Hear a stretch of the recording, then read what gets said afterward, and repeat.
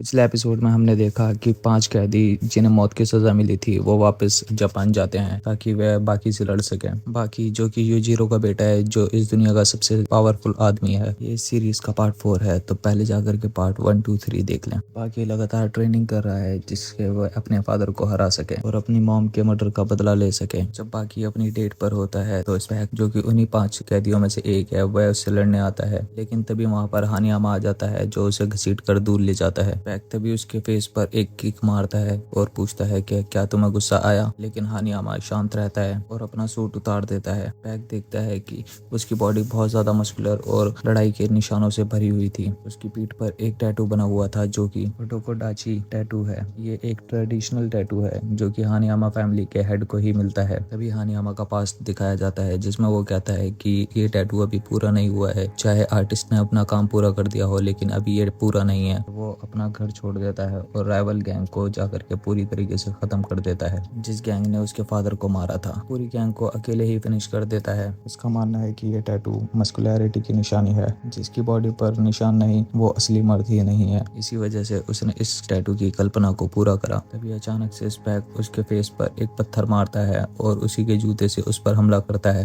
और हानियामा को पकड़ के सीधा पोल में दे मारता है और तभी वो बेंच को उठा करके उसके ऊपर मारता है, लेकिन हानियामा बिल्कुल शांत खड़ा रहता है और फिर वो फाइटिंग पोज बनाता है और स्पैक भी उसी पोजीशन में खड़ा होता है। स्पैक ने जापान के लेजेंडरी कराटे फाइटर के बारे में सुना होता है जिसे गॉड हैंड भी कहा जाता है। स्पैक कहता है कि वह कोई गॉड नहीं है, लेकिन जब उसके हाथ पैर चलते हैं तो वो किसी गॉड को भी तबाह कर सकता है। कहने का मतलब स्टैचू ऑफ लिबर्टी था। उसने इतनी तेजी से उस पर किक और पंचेस करे थे कि स्टैचू ऑफ लिबर्टी में भी दरारें आ गई थी और वह टूटने ही वाला था और उसने इस अटैक का नाम अल्फा रश अटैक रखा था। तभी स्पैक हानियामा की तरफ नॉन स्टॉप पंचेस करने लगता है और हानियामा को अपने डिफेंस के लिए मौका भी नहीं मिलता। ये एक ऐसा एथलीट अटैक है जैसे बॉक्सर अपने अपोनेंट पे नॉन स्टॉप हमला करने से पहले बीच बीच में सांसें लेते हैं, लेकिन जब वो सांस नहीं लेते तब अपोनेंट को उनके ऊपर हमला करने का मौका मिल जाता है और उसी जगह स्पैक नॉन स्टॉप 5 मिनट तक बिना सांसें लिए अटैक कर सकता है। स्पैक के पंचेस तब तक नहीं रुकते जब तक उसका अपोनेंट डेड ना हो जाए,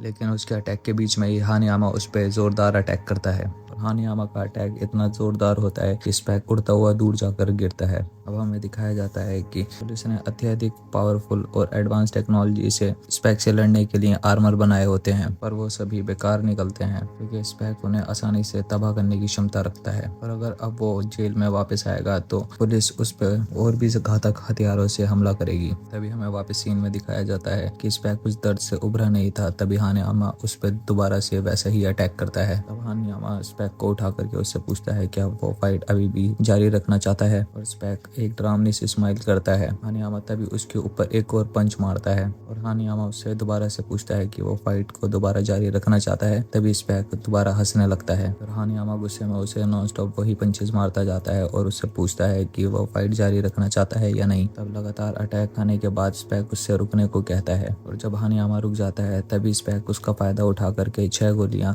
हानियामा के मुंह में घुसा देता है और उसके मुंह को ब्लास्ट कर देता है। मुंह को ब्लास्ट हो जाने के बाद भी हानियामा उससे सेम सवाल पूछता है क्या वो अभी भी फाइट को जारी रखना चाहता है और वो स्पैक को उठा करके सीधा बिजली के खंबे पे फेंक देता है, जिस कारण स्पैक को काफी इलेक्ट्रिक शॉक्स लगते हैं। उसके बाद हानियामा स्पैक को पुलिस स्टेशन लेकर के जाता है और एक गिफ्ट की तरह स्पैक को उनको सौंप देता है और वह उन्हें देख करके चौंक जाते हैं और हानियामा को सब मिलकर सल्यूट करते हैं। तभी हानियामा गाड़ी में बैठ करके जाने लगता है, लेकिन वो किसी कारण गाड़ी आगे नहीं बढ़ती। तब हमें दिखाया जाता है कि स्पैक ने सभी पुलिस वालों को मार दिया है और गाड़ी को पकड़ रखा है। वो कार को पलट देता है और हानियामा को पीटने लगता है। हानियामा उस पर काउंटर अटैक करने की कोशिश करता है, लेकिन तभी हानियामा पे वो गोली चला देता है। स्पैक उसे कहता है कि वह ऐसी दुनिया से है जहाँ पर लड़ाई सिर्फ जीत और हार के लिए नहीं, मौत और जिंदगी के लिए होती है। वो हानियामा को कहता है कि जब उसके पास मौका था तभी उसे मार देना चाहिए था। तभी हानियामा उसकी ग्रिप से निकल करके उसके ऊपर नॉन स्टॉप पंचेस मारने लगता है और ऐसा लगता है जैसे कि फाइट खत्म हो गई। तभी किसी कारण से स्पैक ने अपनी आंखें ढक दी हैं और वो एक फ्लैश ग्रेनेड हानियामा की तरफ फेंकता है, जिसके कारण हानियामा को कुछ दिखाई नहीं देता और हानियामा उस लाइट की वजह से कुछ टाइम के लिए ब्लाइंड हो जाता है। तभी उस मौके का फायदा उठा के स्पैक हानियामा को पीछे से उसकी गर्दन पकड़ लेता है और लॉक लगा लेता है। उसका लॉक इतना ताकतवर होता है कि उससे कोई छूट नहीं सकता,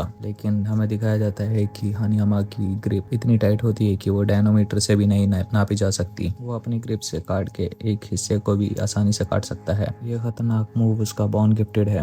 वो इस मूव का यूज करके स्पैक के हाथ का एक काफी बड़ा टुकड़ा फाड़ देता है और उसके बाद वो उसके थाइस को फाड़ देता है। उसके बाद वह उसकी गर्दन पे ग्रिप बना लेता है, जिसके बाद स्पैक हार जाता है। कुछ घंटों बाद हॉस्पिटल में दिखाया जाता है कि स्पैक, जो कि बहुत मस्कुलर था, वो बिल्कुल ही खत्म हो चुका है और डॉक्टर इस बात से कंफ्यूज थे कि जो अभी कुछ घंटे पहले इतना पावरफुल था, अब उसकी शरीर में कुछ भी नहीं है और वो अपनी सारी मसल्स खो चुका है। क्योंकि वो 50 साल का दिखता था, लेकिन उसकी असल उम्र 97 ईयर्स थी और उनके पास इस तरह की घटना का कोई ऑफिशियल रिकॉर्ड मौजूद नहीं है। लेकिन एक आदमी था जिसका नाम ट्रेजर हंटर जैक था। उसे एक सनकैन शिप मिली थी जिसकी तलाश वो 30 सालों से कर रहा था, जहाँ 200 से भी ज्यादा ट्रेजर्स मौजूद थे। बाद में उन्हें पता लगता है ये 40 साल का हेल्दी दिखने वाला व्यक्ति 88 साल का ओल्ड मैन था। इसमें उन्हें पता लगता है कि उसे हेल्दी रखने वाली जो चीज थी, उसने उस ट्रेजर को पाने के बाद उसको छोड़ दिया था, जो कि उसकी विल पावर थी। और डॉक्टर्स को लगता है कि स्पैक के साथ भी सेम कंडीशन है, उसके साथ भी ऐसे ही हुआ होगा, उसने अपनी विल पावर खो दी। शायद स्पैक ने अपनी लाइफ का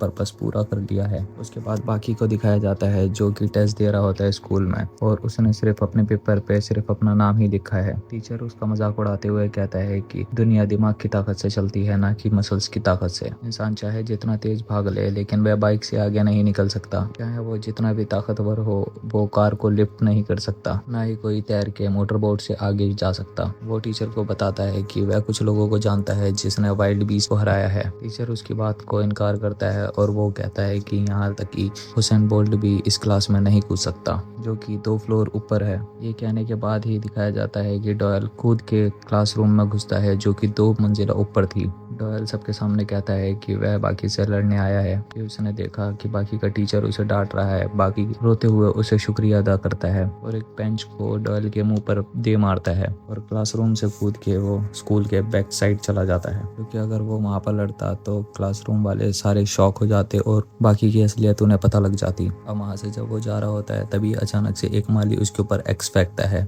जो कि असल में यानागी होता है। यानागी अब 2 एक्सेस बाहर निकालता है, जो कि ये रस्सी से बंधी होती है, और उन्हें काफी तेजी से घुमाने लगता है। बाकी बड़ी मुश्किलों से उसके अटैक से बच पाता है। यानागी एक तरफ की रस्सी खोलता है और एक एक्स बाकी को पकड़ा देता है और वो दोबारा अपनी एक्स को घुमाना शुरू कर देता है। पर इस बार वो पहले से भी काफी तेज घूम रही होती है, जिसे देखकर बाकी शॉक हो जाता है। तभी वो अटैक करके बाकी के हाथ की एक्स को काट देता है। तभी बाकी बचने के लिए एक्स में अपनी शर्ट को अटका देता है। तभी अचानक से एक गर्म पानी की केटल उड़ती हुई आती है, जिसे गोकी ने फेंका था, लेकिन पानी ठंडा था और ये यानागी को डराने की एक चाल थी। यानागी तभी गोकी पर अटैक करता है, लेकिन गोकी उसे आसानी से जमीन पर पटक देता है। यानागी अचानक से खड़ा होता है और वो गोकी का हाथ टाइगर क्लॉ टेक्निक से काट देता है। गोकी अपना ब्लड यानागी की आंखों पर फेंकता है और बाकी को अटैक करने के लिए कहता है। दोनों टीम बनाकर यानागी से लड़ना शुरू करते हैं। गोकी यानागी को पीछे से पकड़ लेता है और बाकी को कहता है कि उस पर अटैक करें, लेकिन यानागी बाकी को किक मारकर दूर फेंक देता है। गोकी बताता है कि यानागी को पॉइजनर के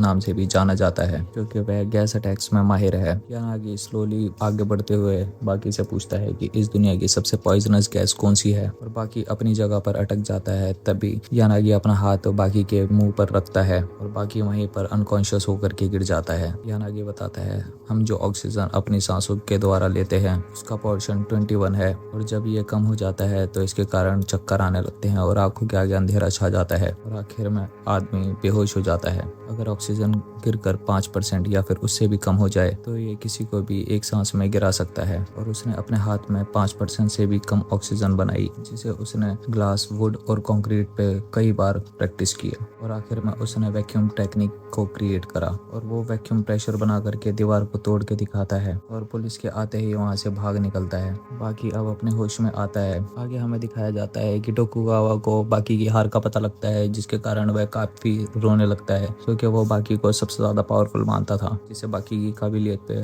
सबसे ज्यादा भरोसा था, और वो रोने पर मजबूर हो जाता है। तभी वहाँ पर डोरेन आता है, जिसने वहाँ के सभी गार्ड्स को पहले ही मार दिया होता है, और वो पेट्रोल की मदद से वहाँ पर आग लगाने वाला था, लेकिन तभी वहाँ कात्सुमी आकर के उस पर अटैक कर देता है, जो कि वहाँ पर अपना बदला लेने आया था। वो एक किक मार के पेट्रोल की बाल्टी को डोरेन के ऊपर गिरा देता है, फिर वहीं लाइटर से उस पर आग लगा देता है। डोगू कात्सुमी की तारीफ करता है और बताता है कि उसे बाकी चीजों के अलावा अपने हाथों को ज्यादा यूज करना चाहिए, वरना तो वह अपनी डिग्निटी को खो देते हैं। उसके बाद डोरेन को होश आता है और वो डोपू से लड़ने जाता है, लेकिन वहाँ पर काटू आ जाता है जो कि उसका मेंटोर होता है। वहाँ करके डोरेन को रोकता है। पहले वह उसे जोरदार किक मार के जमीन पर गिरा देता है और फिर वो उसका कान काट देता है। पर डोपू को उसका ये तरीका बिल्कुल पसंद नहीं आता। पर वो जब बात कर रहे होते हैं तभी डोरेन अपनी मेटल से भी ज्यादा मजबूत तार को निकाल करके दोनों को जकड़ लेता है। कात्सुमी और काटू को जकड़ लेता है, लेकिन डोपू उस वायर को एक ही झटके में काट देता है। उसे वहाँ पर महसूस होता है कि उसका वहाँ पर जीतने का कोई मौका नहीं है। डोरेन तभी अपने मुंह से ग्रेनेड निकाल करके वहाँ पर सब कुछ उड़ा देता है और बच के निकल के भाग जाता है। काटू डोरेन का पूरे टाइम पीछा करते हुए उसके हाइड आउट पर पहुंच जाता है, लेकिन लड़ने से पहले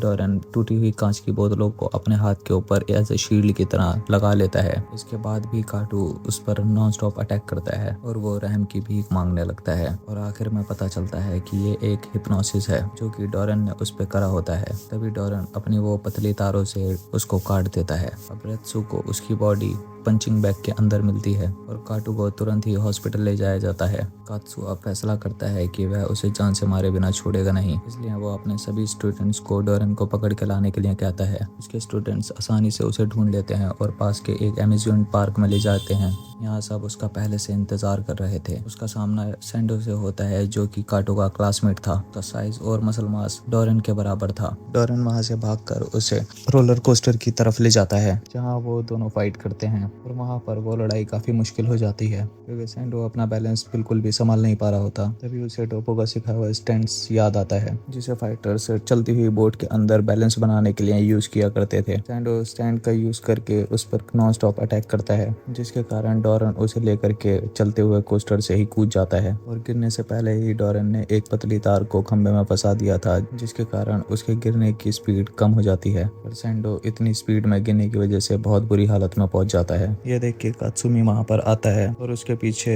डोपू और रित्सु भी आते हैं। अब उन्हें पता चलता है कि डोपू और रित्सु ने एक ही स्कूल से मार्शल आर्ट सीखी है और रूल्स के मुताबिक वो एक दूसरे के साथ नहीं लड़ सकते, इसलिए डोपू डोरेन के साथ लड़ने का फैसला करता है। अब पता लगता है कि डोपू ने जब अपना हाथ खोया था तो उसे हॉस्पिटल में ले जाया गया और उसे एक डॉक्टर ने उसका हाथ सील करके एक दूसरा हाथ फिक्स कर दिया था। अब दोनों लड़ना शुरू करते हैं। डोपू इतना ताकतवर हो गया था की वजह से डोरेन उसके ऊपर हिप्नोसिस यूज करता है, लेकिन हिप्नोसिस में होने के बाद भी वह डोरेन के अटैक्स को डॉज कर पा रहा था और यह सब उसके बैटल एक्सपीरियंस का नतीजा था। एक डोपू उसे इतना मारता है कि वह अब डर महसूस करने लगा था। वहीं काटो व्हीलचेयर पे पहुंचता है और वो व्हीलचेयर से खड़ा होकर के एक झटके में ही उस फाइट को खत्म कर देता है। अब हॉस्पिटल में डॉक्टर को ये पता चलता है डोरेन की कलाई में एक छोटा सा बॉम्ब अटैच्ड है, जिसको टच करते ही काफी बड़ा ब्लास्ट हो सकता है। अब जब डोपू घर पहुंचता है तो वहाँ पर देखता है कि वहाँ पर सब कुछ तहस नहस हो रखा होता है। तभी वहाँ पर डोपू की कलाई डोरेन के फेस पर टच होते हुए काफी बड़ा ब्लास्ट करती है और धमाके के कारण उसके चेहरे को बुरा तरीके से नुकसान पहुंचता है। वापिस जाते टाइम उसका सामना रेत्सु से होता है जो कि एक जोरदार पंच मार के डोरेन को हार का स्वाद चखा देता है। के बाद बहुत सारे पुलिस वाले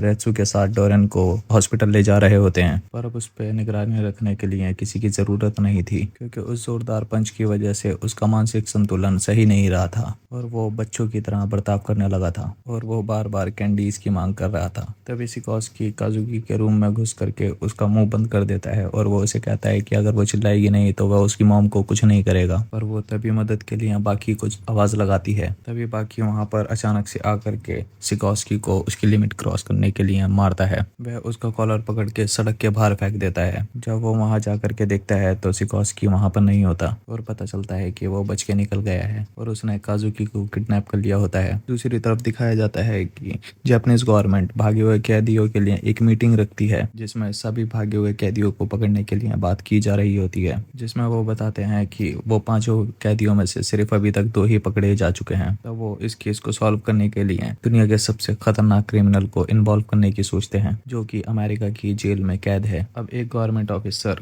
उस कैदी से मिलने के लिए उड़ान भरता है और वो वहां जाकर के देखता है कि उस कैदी की स्थिति बाकी सभी कैदियों से बहुत ज्यादा बेहतर है। उसका नाम ओलिवर है और उसे अनचेंड के नाम से जाना जाता है और पता लगता है कि वह इतना पावरफुल है कि कोई भी उसे जेल में कैद करके नहीं रख सकता। इसलिए गवर्नमेंट ने फैसला किया कि उस कैदी का यूज़ बाकी सभी कैदियों को पकड़ने के लिए किया जाएगा और इस जेल में अधिकतर कैदियों को उसी ने पकड़ा होता है। उनकी बातचीत के दौरान ओलिवर को एक कॉल आता है और उसे एक नए केस के लिए बुलाया जाता है। अब वो लोग जब वहाँ पर पहुँचते हैं तो उन्हें पता लगता है कि एक फॉर्मल पुलिस ऑफिसर ने अपने आप को ऊपर के फ्लोर में बंद करके 20 लोगों को बंदी बना रखा है। साथ ही में वो ओलिवर से बदला भी लेना चाहता है। अब वो ओलिवर पे नॉन स्टॉप गोलियां चलाता है, लेकिन ओलिवर की बॉडी इतनी सख्त थी कि उसकी स्किन पर कोई रैशेज नहीं आते। क्रिमिनल अपनी स्वॉर्ड को यूज करने का फैसला करता है, मगर तभी भी वो उसकी बॉडी को नुकसान नहीं पहुंचा पाता। मगर ये सब देख करके ओलिवर बोर हो जाता है और वो उसे एक झटके में बिल्डिंग से बाहर फेंक देता है। अब इस मिशन को पूरा करने के बाद ओलिवर फैसला करता है कि बाकी सभी कैदियों को पकड़ने के लिए वो जापान जाएगा, क्योंकि उसका मानना होता है कि कोई भी क्रिमिनल उससे ज्यादा फ्रीडम पा नहीं सकता। अब वो जापान पहुंचकर वो चलती हुई गाड़ी से कूद जाता है, क्योंकि उसे यूजिरो से मिलना होता है। यहाँ दूसरी साइड दिखाया जाता है कि यूजिरो सासुकी से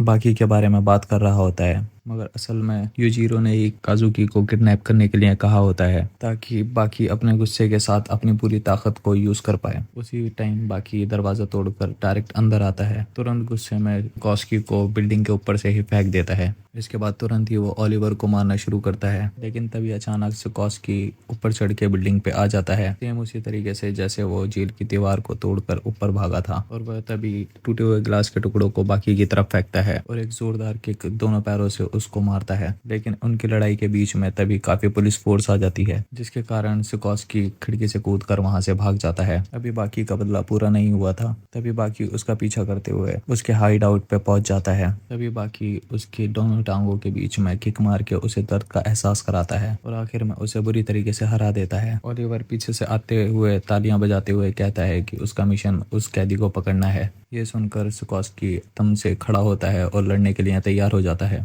लेकिन ओलिवर अपने एक जानदार मुक्के से उसे एक पंच में ही बिल्डिंग से बाहर उड़ा देता है और नीचे खड़ी पुलिस उसे पकड़ कर ले जाती है। अब जब ओलिवर को दिखाया जाता है कि वह पुलिस स्टेशन में बाकी कैदियों की जानकारी कलेक्ट कर रहा होता है, तभी डॉयल ऑफिसर के कपड़ों में उसके पास आता है और उस पर नॉन स्टॉप अटैक करते करते उसके पेट में चाकू घुसा देता है। लेकिन ओलिवर की मसल्स इतनी पावरफुल होती हैं कि वो चाकू उसे कुछ नहीं कर पाता और ये देखकर डॉयल वहां से भाग निकलता है। वहीं कोशो, जो कि काफी पावरफुल हो गया है, वो अपनी ट्रेनिंग कात्सुकी के स्टूडेंट्स पे करता है। वो बताता है कि उसकी अभी की टेक्निक्स इतनी पावरफुल हैं कि वो रेत्सु को भी आसानी से हरा सकता है, इसलिए अब वो डॉयल का शिकार करना चाहता है। कात्सुमी के स्टूडेंट्स की मदद से वह उसके हाइड आउट का पता लगाते हैं। वहीं डॉयल अपने रूम में यूएस के नेवी कैप्टन के साथ होता है और वह उसे बता रहा है कि उसके पास लड़ने की कोई काबिलियत नहीं है, इसलिए उसने अपने हर जॉइंट्स पर ब्लेड्स लगवाई हैं। तभी कोशो अचानक से अंदर आकर के उस पर अटैक करता है। वो बार बार उसके गले पे अटैक कर करके उसे जमीन पर गिरा देता है। कोशो उसके करीब जाता है, लेकिन वो अपने हाथ में लगी बटन को प्रेस करके कोशो को दूर फेंक देता है। कोशो एक बार फिर लड़ने के लिए आगे बढ़ता है, लेकिन डॉयल इस बार बटन प्रेस करके उसका मुंह उड़ा देता है, जिस कारण उसे हॉस्पिटल ले जाया जाता है। वहाँ कोशो का भाई कोरेहा उसे देखने आता है, जिसने हाल में ही जैक हानमा की सर्जरी करी थी, जिसकी वजह से उसकी हाइट 20 सेंटीमीटर से बढ़ गई थी और वो काफी ताकतवर बन गया। वहीं रेत्सु स्टोर की लिफ्ट में गलती से डॉयल से मिलता है। वो वहीं पर लड़ने के लिए सही जगह चुनते हैं और एक बार में जाते हैं। रेत्सु जानता था कोशो को हराने के लिए डॉयल ने बटन का यूज किया था, इसलिए उसने फैसला करा कि वो पीछे नहीं हटेगा। वो कुनाल का यूज करता है। पहले वो उसकी बाएं आंख को ब्लाइंड कर देता है, के बाद वो ढेर सारी कुनाल से उसकी बॉडी पर नॉन स्टॉप अटैक करता है। डॉयल वहां से तभी जान बचा करके भागने लगता है, पर रेत्सु उसे पकड़ लेता है और अलग अलग हथियारों का इस्तेमाल करके उसे काफी बुरी तरीके से पीटता है। तभी डॉयल का बटन उसकी जोरदार किक को नहीं रोक पाता।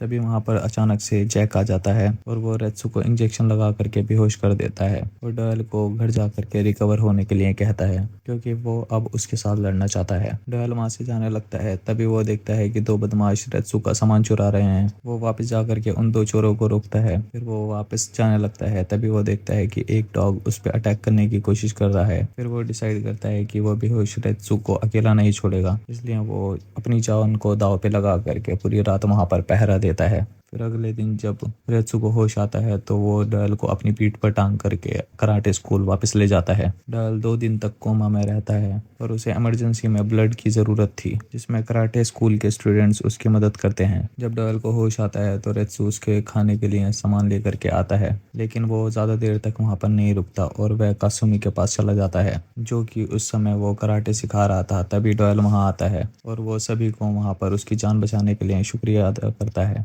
फिर वो सबसे माफ़ी मांगता है क्योंकि वो इस सब के बावजूद भी उन सबका दुश्मन है, और वो सबको बताता है कि वो कराटे रूल्स के हिसाब से ही कात्सुमी से अब लड़ेगा। मगर इसके उल्टा वो फायर सूट पहन करके वहाँ पर ही आग लगा देता है, और जब वो वहाँ से जाने लगता है तो उसे रास्ते में डोपू मिलता है। दोनों तभी वो खाली मैदान में जाते हैं जहाँ पर वो लड़ना शुरू करते हैं। डोपू लेकिन काफ़ी ज़्यादा ताकतवर था उसके हिसाब से, और डॉयल तभी हार जाता है। अब जब उसकी आँख दोबारा खुलती है तो वो पाता है कि वह कराटे स्कूल में है, जिसकी आग को अभी कुछ देर पहले ही बुझाया गया होता है। तभी कात्सुमी उसे लगातार मारने लगता है तक कि वो अपनी हार को कबूल नहीं कर लेता, लेकिन डॉयल हार नहीं मानता, चाहे वह बार बार मार खा के अपना होश कई बार खो देता है। और अंत में कात्सुमी उसके मुंह पर जोरदार पंच मार के उसका मुंह तोड़ देता है और डॉयल वहीं पर बेहोश हो जाता है। और वो जब होश में वापस आता है तब एक स्टूडेंट उसे बताता है कि कात्सुमी ने इस फाइट को यहीं पर खत्म करने का सोच लिया है, इसलिए उसने अब खुद ही हार मान ली है। अब अगली सुबह दिखाया जाता है कि कात्सुमी के दरवाजे के बाहर डॉयल होता है, जिसने अपनी हार मान ली होती है। दूसरी तरफ दिखाया जाता है जहाँ पर बाकी और कात्सुमी अपनी जवानी का भरपूर मजा ले रहे होते हैं। वो लोग अकेले में और समय बिताना चाहते थे, लेकिन वहाँ पर यानागी आकर के उनका सारा सामान खराब कर देता है, क्योंकि उसे लड़ने का यही मौका सबसे सही लगा। काजू की लड़ाई में मदद करने का ऑफर करती है, मगर बाकी को उसकी मदद की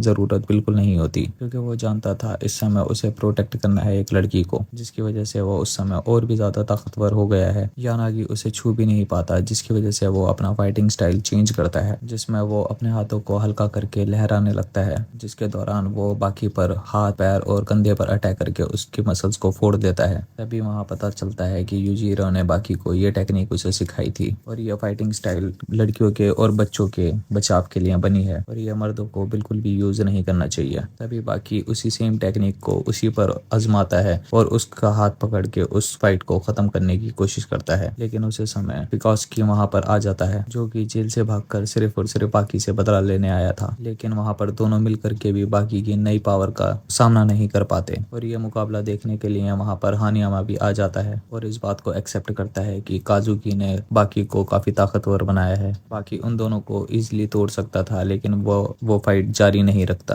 काजुकी को उठा करके वहाँ से भाग जाता है। वहीं कात्सुमी डॉयल की भागने में मदद करता है। वो अपने एक जानकार की शिप में उसे ले जाता है और उसे दोस्ती के तौर पर कराटे सिखाता है और ब्लैक बेल्ट दे करके उसे अलविदा करता है। लेकिन शिप में उसे यानागी मिलता है, जो कि उसे खत्म करने का फैसला करता है, क्योंकि उसने अपनी शान और मर्यादा खो दी है दुश्मन से दोस्ती करके। वो उस पे हमला करके उसकी सबसे पहले आंखों की रोशनी छीन लेता है, जिस वजह से डॉयल लड़ नहीं पाता और अपनी जान बचाने के लिए वो शिप से कूद जाता है। वहीं पर जैक सिकोस्की को ढूंढकर फाइट के लिए चुनौती देता है। वो दोनों फाइट एक टेलीफोन बूथ के अंदर करते हैं, क्योंकि सिकोस्की का मानना है कि जैक का साइज उसके अंदर डिसएडवांटेज होगा। शुरुआत में ऐसा ही होता है, लेकिन धीरे धीरे लड़ाई के दौरान जैक की ताकत इतनी बढ़ जाती है कि वो उसको काफी बुरी तरीके से फिर मारता है। बेहोशी की हालत में सिकोस्की को अंडरग्राउंड एरिना में ले जाया जाता है, जहाँ पर वो अपनी लड़ाई को कंटिन्यू करते हैं। जैक उसे फेंक करके दीवार की तरफ पटक देता है, जहाँ पर उसे महसूस होता है कि अब उसके जीतने का कोई मौका नहीं है। तभी सिकोस्की एक बुड्ढे की नुकीली छड़ी लेकर के उससे लड़ने का फैसला करता है, पर जैक की बॉडी काफी मजबूत होती है। तभी वो उसकी तरफ एक कील फेंकता है, लेकिन जैक उसे अपने दांतों से पकड़ लेता है। लेकिन जैक इस फाइट में बोर हो जाता है। तभी वो वहां से जाकर के अपने एक दूसरे फाइटर को उस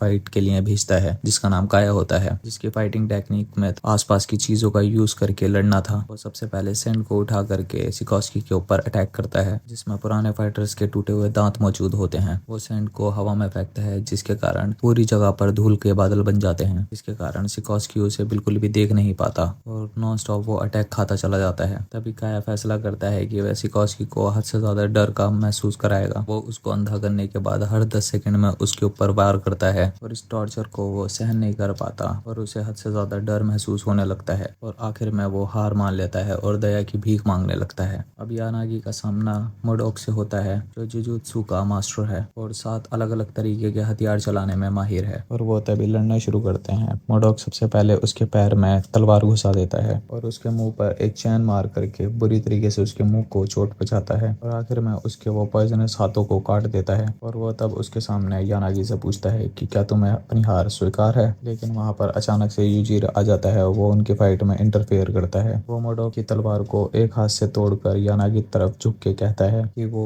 ये लड़ाई हार चुका है, लेकिन यानागी इस बात को नहीं मानता। यानागी कहता है कि वह खुद लड़ाई से फैसला करेंगे कौन हारा है और कौन जीता है। तभी वहाँ पर गोकी भी आ पहुंचता है। वो दोनों में से कोई हार नहीं मानना चाहता था, इसलिए लड़ाई का फैसला यूजीरो खुद घोषित करता है और यानागी को एक झटके में खत्म कर देता है। इसके आगे की स्टोरी जानने के लिए सब्सक्राइब कर लें ताकि आने वाले अपडेट्स आप मिस ना कर पाएं।